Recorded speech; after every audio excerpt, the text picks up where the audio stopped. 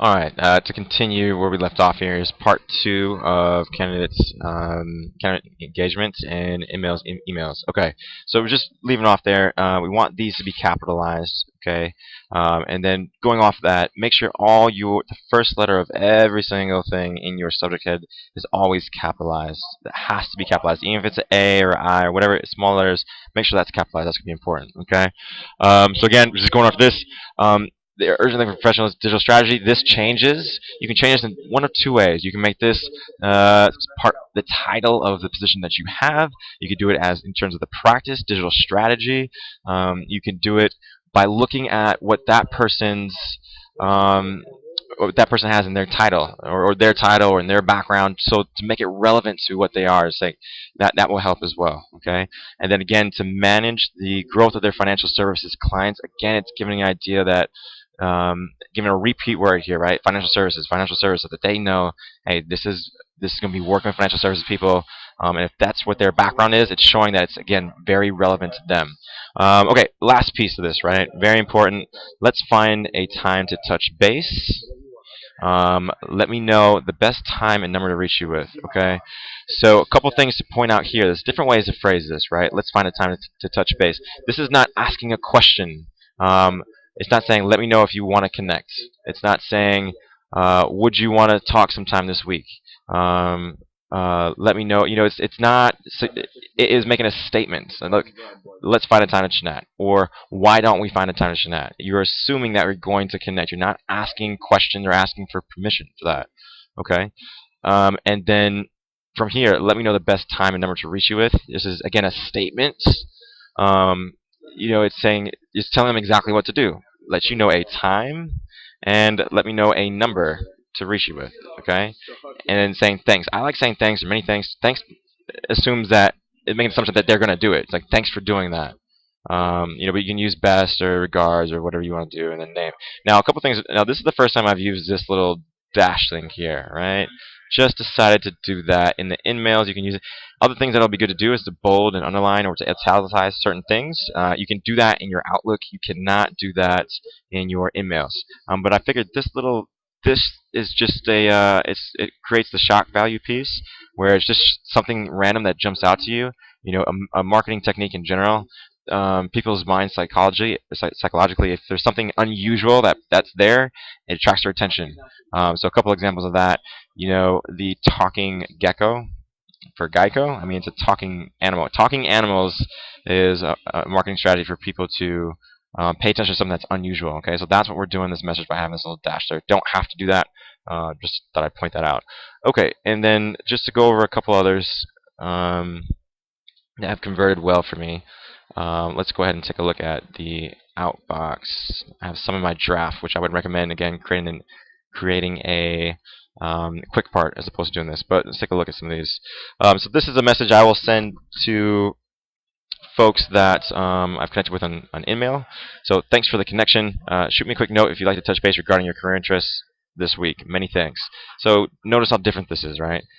Shoot me a quick note if you'd like to touch base. The reason I would send this message out is if I can tell from their profile that we're probably not going to be a fit. This is not somebody I really would care that much to connect for in terms of placing, but it is somebody that I would like to talk um, to get information, okay, about. So somebody that maybe works for Deloitte but in a different group. Shoot me a quick note if you'd like to touch base. That suggests that, hey, it's not that big a deal if you do. It also suggests that, hey, probably won't have a job for you, but it's also saying, hey, shoot me a quick note and let them know to talk about your career interests. All right, very short and sweet. Another one, thanks for the connection. It'd be great to speak regarding your career interests this week. Let me know the next best time and number to reach you with. And I'll plan on giving you a call. Again, very short and sweet, but give them instructions. Here's your call to action. Let me know the best number and time to reach you with. Let's do a couple other ones. Again, so here's in the memo, RE, thanks, career interests, thanks for the connection. I'd love to talk regarding your career interests. One of our clients is aggressively hiring within the financial services industry or slash insurance vertical. So something like this is creating a sense of urgency. One thing you want to try to do is how do you create a sense of urgency in getting somebody that's a priority candidate to respond. So one of our clients is aggressively hiring. I mean, like, let's talk now or let's talk yesterday. Sometimes you'll see me put urgent in the subject head. Um, they are looking for professionals with expertise in process improvement, very similar to the message in the document. Changing this to help manage again, blah blah blah, financial services clients. Let's find a time to touch base. Are you able to speak after 3:30 p.m. or blah blah blah? So again, let's find a time to touch base, making a statement. One thing to pay attention to here: are you able to speak after 5:30 p.m. Eastern or between 9 and 11 East this week? Um, what I would recommend doing instead of saying "Are you able to" is saying "Let me know what works best," or I have availability. I have availability from at this time and from this time to this time. Okay, and the reason for it is this: are you able to speak? That's a yes or no question. If they say no, I'm actually not able to. Boom, that's done. Instead, you want to phrase that differently and say, so let's just double click this. Are you able to speak? Instead of saying, "Are you able to speak?" you want to say, um, "I have availability um, at 5:30 p.m. Eastern Time, or between blah blah blah this week."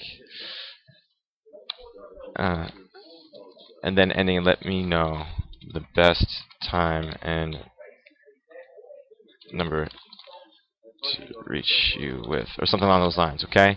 Um, Important thing to note out here, if you remember from the book The Tipping Point, I think I brought it up with you before, when they did the test of, of people that were looking to, they did a study of folks that were showing about a disease or something, wanted to go to a clinic, right? And they said one panel had high shock value. The shock value was there, and they showed pictures of the disease and how bad it was, the bad results of it. Another one was just more factual, didn't give pictures or anything like that. In terms of getting them to go to the actual clinic, the numbers in the different two groups didn't change. What they did as an experiment was at the end of the same brochures, they put the times of sessions. All right, so they gave the different times of availability for sessions, and they gave the directions for how to get to the clinic, and that increased the response rate 28%. So from that is the idea of if you put the times of when they can reach you, psychologically what that does for them is it allows them to figure out, hey, where is this going to fit within my life, within my busy schedule. So that's really what they care more about, more so maybe even than the message here, right? So this message matters less than having this information, the time in which you can be reached, so that they can think about, okay, where is this going to fit within my busy schedule? If you leave this open, it gives them more work, right, to figure out when they might be free. Where if you just give them times, it helps them schedule their life around them. So that's an important thing to point out. Okay. From here, all I want to do is look at some examples of things I've sent, and which we'll probably do via InMail. Is the best way to look at that. Just to wrap this video up. Okay. Alright, so bear with me. We'll go to the inbox.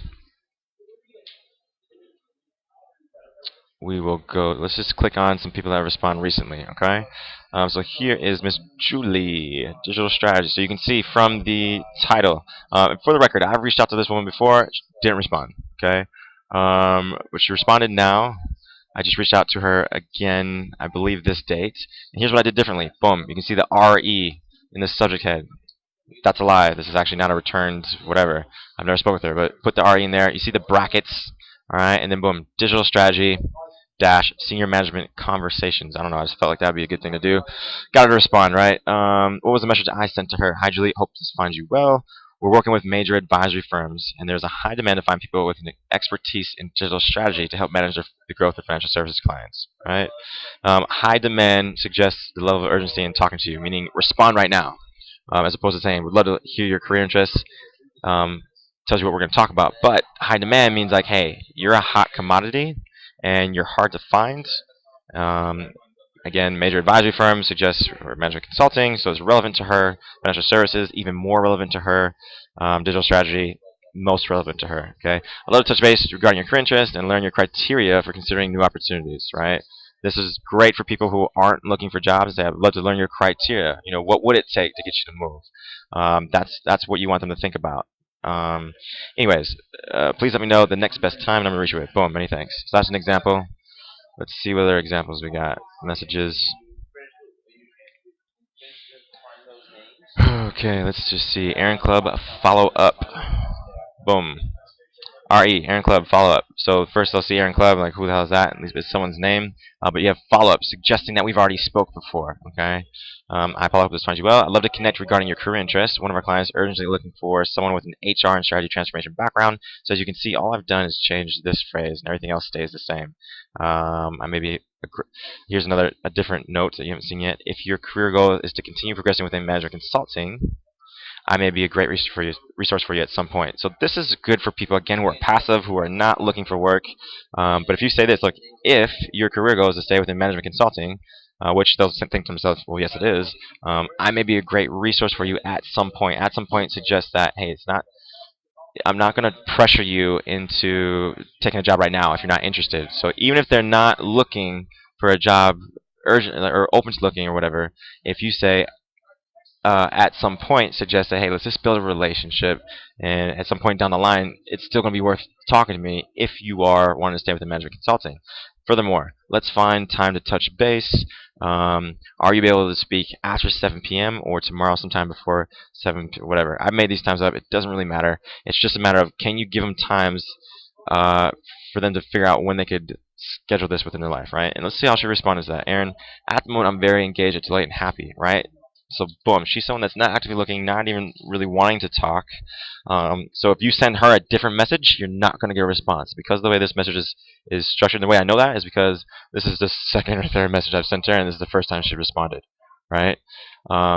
So even though that she's happy and engaged, she says, however, I agree regarding long-term networking, right? I didn't say anything about long-term networking, right? But what I did infer was that I may be a great resource for you at some point, right? So I've communicated something very different and specific in this message than the other ones that has prompted her to respond. However, I agree regarding long-term networking, and I'm sure I have access to many great referrals for you.